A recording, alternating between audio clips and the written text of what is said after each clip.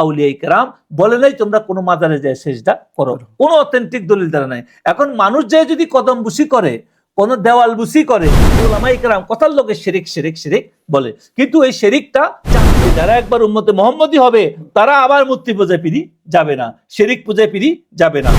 ঈমান হলো আমরা যদি রাসূলুল্লাহ সাল্লাল্লাহু আলাইহি ওয়াসাল্লামকে আল্লাহর নবী হিসেবে মানি, তিনি কখনো এটা মনে করি না আমরা যে তিনি খোদা, তিনি কিছু দেওয়ার ক্ষমতা রাখেন, কোনো কিছু দেওয়ার ক্ষমতা, কিন্তু তাকে আল্লাহ যে দায়িত্ব দিচ্ছেন আল্লাহ নবী হিসাবে, আল্লাহ যেটা সম্পৃক্ত সেখান থেকে তো তিনি দেওয়ার ক্ষমতা রাখেন, কারণ তিনি তো নিজে আল্লাহর দেওয়া জিনিসটাকে দিচ্ছেন। তো তাহলে এটা শিরিক হবে না। রাসূলুল্লাহ সাল্লাল্লাহু আলাইহি ওয়াসাল্লামকে যদি ইয়াস শাফিয়াল মুজদাবিন, হে আল্লাহর হাবিব, আর সহি দলিল দ্বারা প্রমাণিত আছে সাহাবায়ে কেরামদের থেকে যে তারা রাসূলের রওজা শরীফে যাইয়া রাসূল সাল্লাল্লাহু আলাইহি ওয়াসাল্লাম দুনিয়া থেকে পর্দা করার পরেও রাসূলের কাছে ইয়া রাসূলুল্লাহ আমি ভুকা আছি, তখন আল্লাহ রাসূল মদিনার লোকদেরকে স্বপ্ন দেখাইছে, তারা আসি রুটি দিচ্ছেন, এরকম অনেক প্রমাণিত আছে। এবং ওখানে রুটি স্বপ্নে যখন রুটি খাইছেন অর্ধেক খাইছেন অর্ধেক হাতের মধ্যে আছে, এরকম অথেন্টিক দলিল দ্বারা এগুলা প্রমাণিত আছে।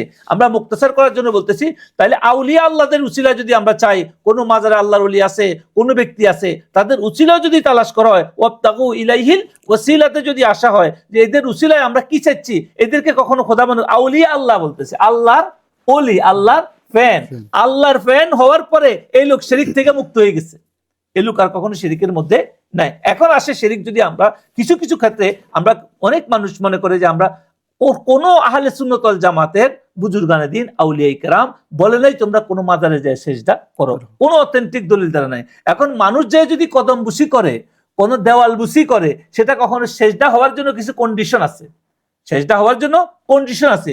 সেজদায় উবুদিয়ত যেটা, সেটা হলো কি 8টা অঙ্গ জমিনের মধ্যে রাখি দিতে হয়, ক্যাবলামুখী হইতে হয়, টাইম হইতে হয়, তখন তো সেজদা হইতে হয়, 2টা দিতে হয়। আর এখানে কেউ যদি সুমু খায়, কোনো কিছু করে, সেটা আমাদের উলামায়ে কেরাম অনেকের মধ্যে এগুলা গুনাহ হয় কিছু কিছু জিনিস, কিন্তু এটা শিরিক বলা যাবে না। যদি কবিরা গুনাহ হয় সেটাকে কবিরা গুনাহ বলতে হবে, কিন্তু এটাকে শিরিক বলা, শিরিক তো সবচেয়ে ডেঞ্জারাস জিনিস। শিরিক কি সবচেয়ে ডেঞ্জারাস জিনিস, যেটা মানুষকে ধ্বংস করে দেয়। শিরিক গুনাহ আল্লাহ মাফ করবে না, অন্য গুনাহ মাফ করে দিবেন।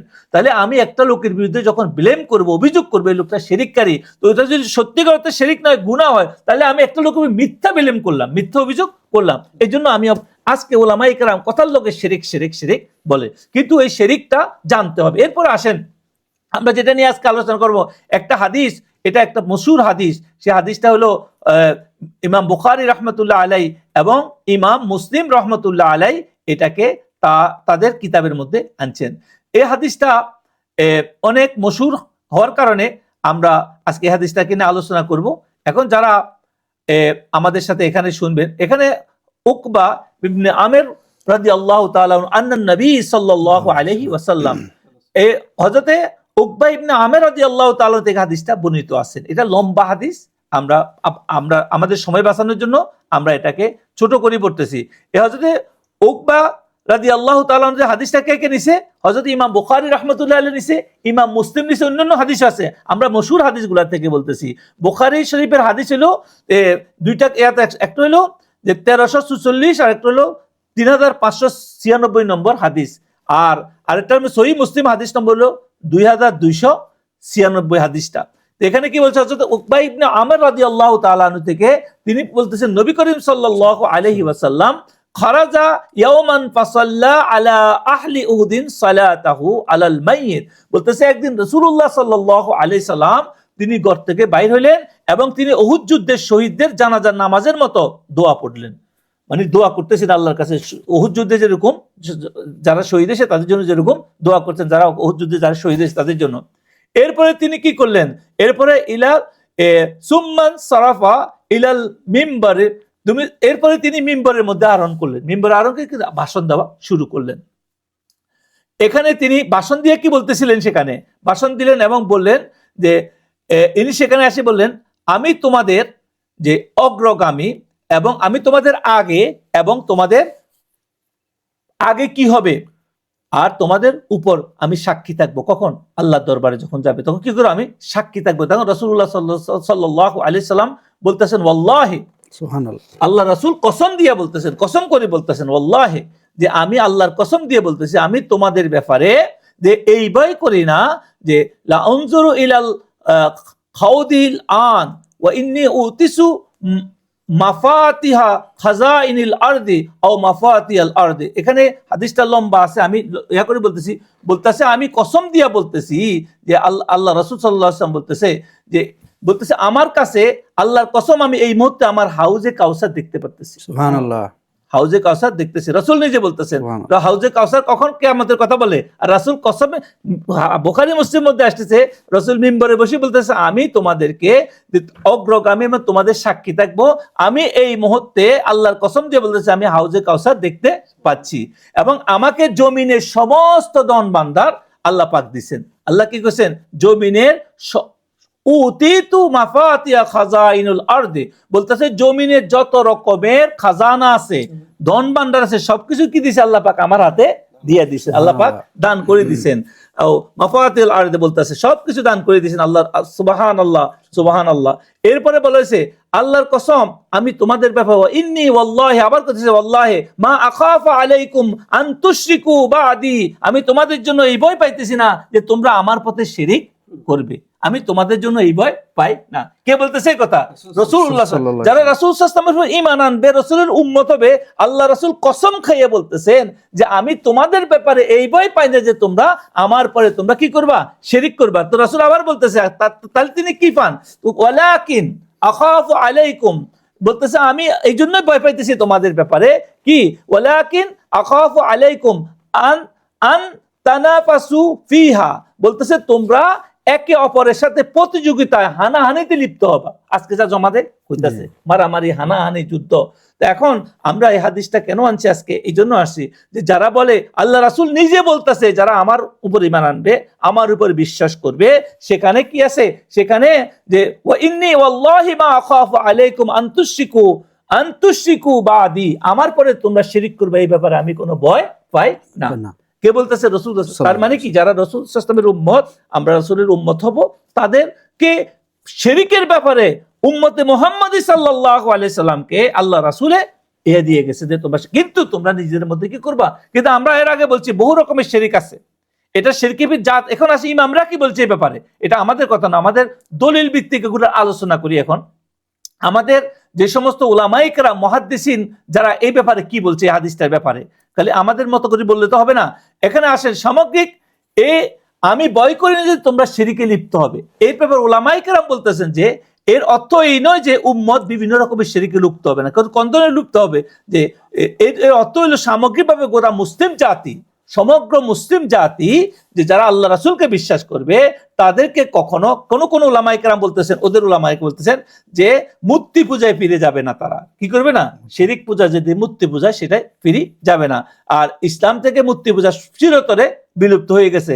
আর এটা রাসূল সাল্লাল্লাহু আলাইহি ওয়াসাল্লামের ভবিষ্যৎবাণী ছিল যে যারা একবার উম্মতে মুহাম্মদী হবে তারা আবার মূর্তি পূজায় ফিরে যাবে না, শিরিক পূজায় ফিরে যাবে না তারা। এটা রাসূল সাল্লাল্লাহু আলাইহি ওয়াসাল্লামের একটা বড় মুজিজা। তিনি আশ্বস্ত করছেন যে উম্মতের একটি বড় দল কিয়ামত পর্যন্ত হক এবং তাওহীদের উপর অটল থাকবে।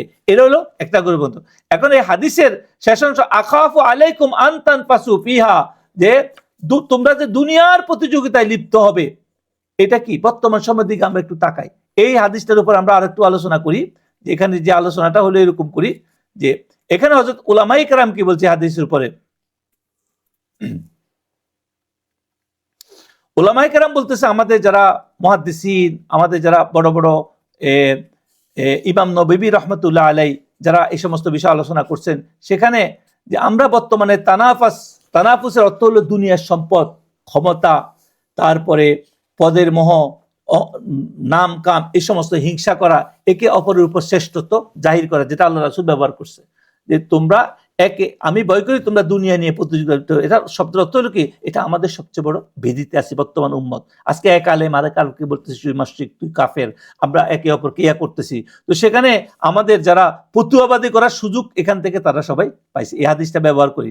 কিন্তু আমাদের যারা সুফিয়ায়ে কেরাম আলেমগণ এই ব্যাপারে তারা ফতুয়াবাদী করে না, তারা কি বলে, তারা প্রতিবাদ করে। সুফি উলামাগণ যারা আছে তারা বলেন যখন কোনো উগ্র দল, বর্তমান সময় উগ্রতা বেশি আছে, যারা বিভিন্ন কথার লোকে শিরিক বলে, উগ্র দল সাধারণ মুসলমানদেরকে তুচ্ছ কারণে সামান্য বিষয়ে কোনো ওলির দরবারে গেছে, অত কাঠে চুমুট খেতেছে, ওদের মা পা ধরে সালাম করতেছে বা কাউকে একটু ইয়া করতেছে, তাকে তুচ্ছ কারণে তারা বিভিন্ন ইয়াতে তারা শিরিক বলে। কোনো অলির উসিলা লইয়া দোয়া করলে, মুনাজাত করলে, কোনো কবর জিয়ারত করলে, মাজার জিয়ারত করলে তার সাথে মুশরিক ফতুয়া দিয়ে দিচ্ছে।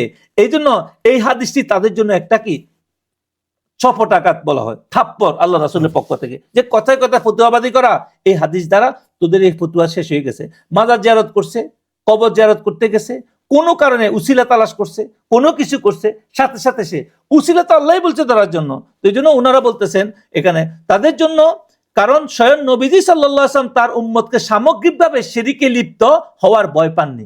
রাসূল সাল্লাল্লাহু আলাইহি ওয়াসাল্লাম নিজে তার উম্মতের ব্যাপারে শিরিক করব এই ভয় পান নাই। তুমি কোন যে কথায় কথায় শিরিকের ফতুয়া দাও মুসলিমদেরকে, আর কথায় কথায় মুশরিক বলা নবীজির বাণীর, নবীজির হাদিসের সম্পূর্ণ পরিপন্থী। তো যারা নিজেরা ইসলামের কান্ডারি মনে করে, ইসলামের বড় কিছু মনে করে, কথায় কথায় তারা মানুষকে মুশরিক বলে। এরপরে ইমাম নববী রহমতুল্লাহ আলাই এই হাদিসের ব্যাখ্যা বলছে, সরে মুসলিম গ্রন্থে ইমাম নববী রহমতুল্লাহ আলাই বলছেন যে এই হাদিসটি উম্মার জন্য একটি সুসংবাদ, যে তারা ইসলামে অটল থাকবে, আবার একটি সতর্কতা যে দুনিয়ার মোহ যেন তাদেরকে ধ্বংস না করে। বলছে এটা উম্মতে মুহাম্মদী যারা রাসূল সাল্লাল্লাহু আলাইহি ওয়াসাল্লামের দ্বীনের উপর আসবে। ইমাম নববী রহমতুল্লাহ আলাইহি উনি ইমামদের মধ্যে একটা প্রসিদ্ধ ইমাম, তার কিতাবও প্রসিদ্ধ। তো এই জন্য তিনি বলতেছিলেন যে এটা উম্মতে মুহাম্মদী সাল্লাল্লাহু আলাইহি সাল্লাম আল্লাহর নবীর পক্ষ থেকে একটা সুসংবাদ, যে আমার উম্মত কখনো শিরিক করবে না। কিন্তু আবার সতর্কতা দিয়ে গেছে হাদিসের মধ্যে যে উম্মত দুনিয়ার লালুচে, ক্ষমতা, নিজে একে অপরের মধ্যে দ্বন্দ্বে থাকবে, সতর্ক হওয়ার জন্য এই হাদিসটা। আর আমাদের সুফিয়ায়ে কেরাম বলে এটা কি প্রকাশ্য মূর্তি বোঝাচ্ছে গোপন শিরিক, নফসের পূজা, টাকা পয়সা, ক্ষমতা, লোভ বেশি বিপজ্জনক। আর এই শিরিক বলা হয়েছে আধ্যাত্মিক। বেদি বলতে সুফি ইমাম ইমাম ওলামা ইকরাম যারা আহলে সুন্নাত ওয়াল জামাতের শীর্ষ মাথার তাজ, তারা এই হাদিসের ব্যাপারে বলতেছে যে এই হাদিসে যে আমরা যারা গোপন শিরিক করি, নফসের পূজায় ব্যস্ত আছি, খাই টাকা পয়সা, ক্ষমতা, এই সমস্ত জিনিস অনেক বিতর্ক। প্রকাশ্য যারা কয় আমি কাফের, এর থেকে ওরা অনেক বেশি ডেঞ্জারাস ইয়াতে আছে। তো সুফিয়ায়ে কেরাম বলে এই সমস্ত বিষয়গুলো থেকে সতর্ক করার জন্য এই হাদিসটা অনেক জরুরি আছে। বর্তমান বিশ্ব ব্যবস্থায় আমার জন্য কি শিক্ষা? নবীজি সাল্লাল্লাহু আলাইহি ওয়াসাল্লাম ভয় পেলে আজ আমরা ঠিক সেখানেই অবস্থান করতেছি, যে বিষয় নবী ভয় পাইছেন, মারামারি হানাহানি হবে। রাজনৈতিক দলীয় কুণ্ডল, দেশে দেশে আজকে মুসলমান, ইসলামিক দল ও ইসলামিক দল, মুসলমানদের মধ্যে প্রত্যেকটা মুসলিম দেশগুলোর মধ্যে আজকে রক্তক্ষয়ী যুদ্ধ, বাইয়ে যুদ্ধ, হানাহানি, গোষ্ঠীগত সংঘাত, দুনিয়ার স্বার্থে যাচ্ছে, এগুলা আমরা করতেছি। তো এটা রাসূলের ভবিষ্যৎবাণীর মধ্যে আসছে, আজকে তাই করতেছি আমরা। দ্বিতীয়, ফতুয়া ও হিংসা।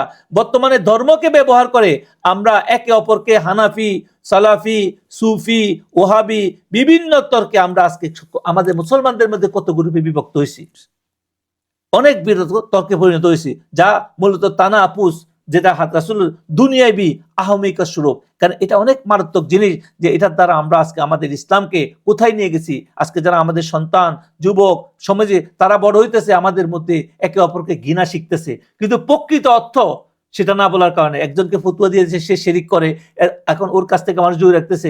এই মসজিদে নামাজ পড়া যাবে না, ওর লোক কথা বলা যাবে না, এমন ভাবে কথা বলতেছে, এমন আনতেছে, কিন্তু দলিল ভিত্তিক কোন রকমের তাকে সেটা থেকে ইয়া করতে